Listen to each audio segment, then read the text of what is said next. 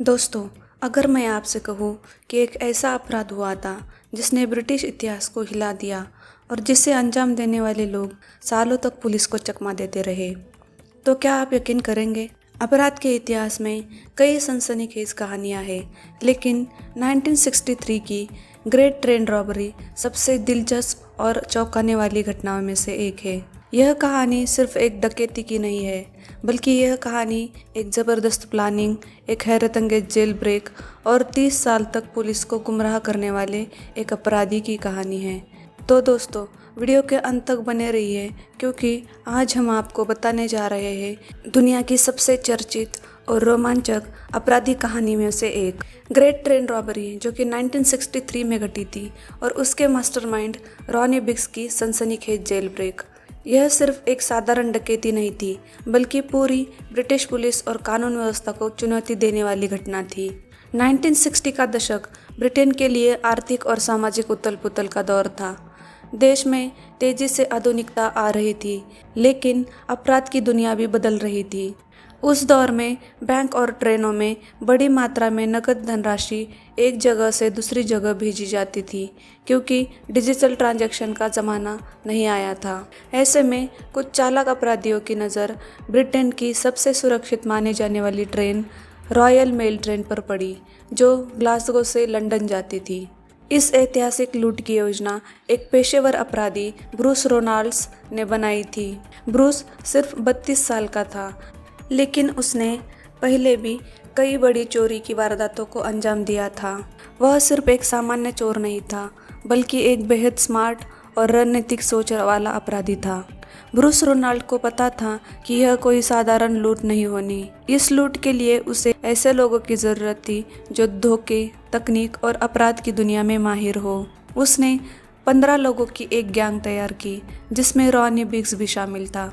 Ronnie बिग्स एक छोटा मोटा अपराधी था, जिसे बहुत बड़े क्राइम का अनुभव नहीं था, लेकिन वह इस लूट का हिस्सा बन गया और आगे चलकर सबसे चर्चित चेहरा भी बना। लुटेरों को ब्रिटिश रेलवे के एक अंदरूनी आदमी से जानकारी मिली, जिसने उन्हें बताया कि ट्रेन में 2.6 मिलियन पाउंड, यानी आज के हिसाब से 50 मिलियन पाउंड कैश होने वाला है। यह ट्रेन ग्लासगो से लंदन जा रही थी और इसमें सरकारी बैंकों और व्यापारियों के लाखों पाउंड कैश भेजा जा रहा था। ब्रूस की गैंग को पता था कि इस ट्रेन को रोकना असंभव था, लेकिन उन्होंने रेलवे सिग्नल को बदलने की चालाक योजना बनाई। उन्होंने रेलवे सिग्नल को लाल कर दिया ताकि ट्रेन अपने आप रुक जाए। जैसे ही ट्रेन रुकी, गैंग ने ड्राइवर को काबू कर लिया और ट्रेन के गार्ड्स को बंधक बना लिया।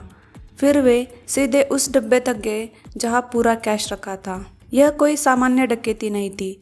लुटेरों ने सिर्फ 30 मिनट में ट्रेन से 2.6 मिलियन पाउंड निकाल लिए और फरार हो गए। उन्होंने पुलिस को धोखा देने के लिए एक फार्म हाउस में छिपने की योजना बनाई, लेकिन यहीं से उनके पकड़े जाने की शुरुआत हुई। ये उस समय की सबसे बड़ी डकैती थी, लेकिन एक भी गोली नहीं चली थी।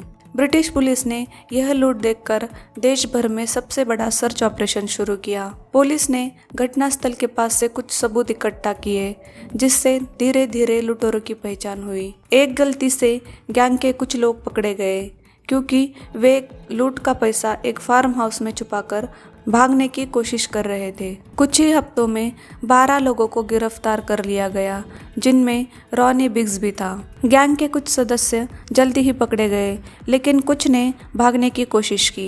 पुलिस ने रॉनी बिग्स को गिरफ्तार कर लिया और 1964 में उसे 30 साल की सज़ा सुनाई गई। लेकिन कहानी यही खत्म नहीं हुई। बिग्स को जेल में रहना मंजूर नहीं था। उसने अपने ज़िंदगी का सबसे बड़ा दांव खेलने का फैसला लिया, और वो था jail break.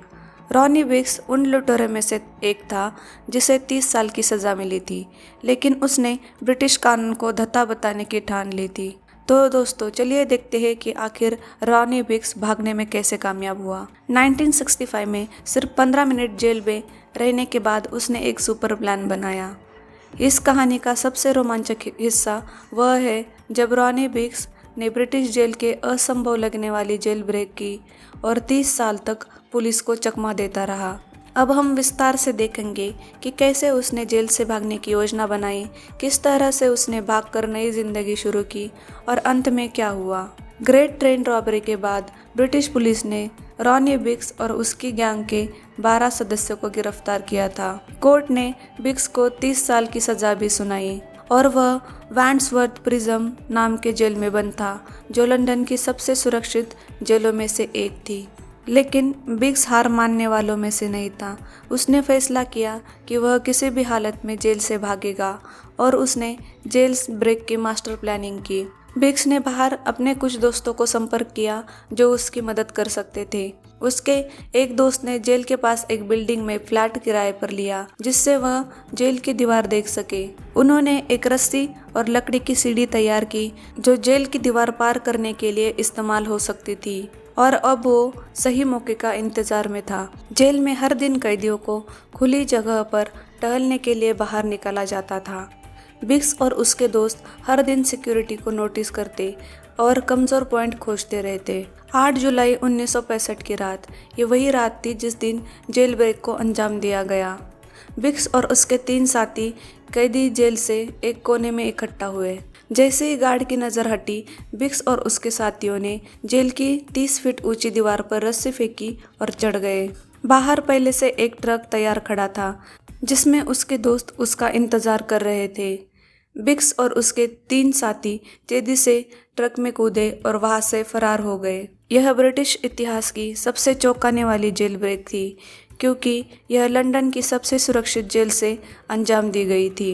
Great train robbery के बाद रॉनी बिग्स का जेल ब्रेक दुनिया की सबसे बड़ी जेल ब्रेक घटनाओं में से एक बन गया। लेकिन हर अपराधी की तरह उसकी भागने की यह यात्रा अंतहीन नहीं थी। बिग्स को पता था कि ब्रिटिश पुलिस उसे जल्द ही खोजने की कोशिश करेगी, इसलिए रॉनी बिग्स 1970 के दशक में ऑस्ट्रेलिया से ब्राज़ील भाग गया। यहाँ उसने एक नई पहचान और नई जिंदगी बनाई। वह रियो डी जेनेरो में बस गया और यहाँ उसने एक नए नाम से रहना शुरू कर दिया। वह ब्रिटिश पुलिस से बचने के लिए अलग अलग ठिकानों पर रहता था, लेकिन सबसे बड़ा कारण जिसकी वजह से ब्रिटिश पुलिस उसे गिरफ्तार नहीं कर सकी थी, वह था ब्राज़ील का कानून।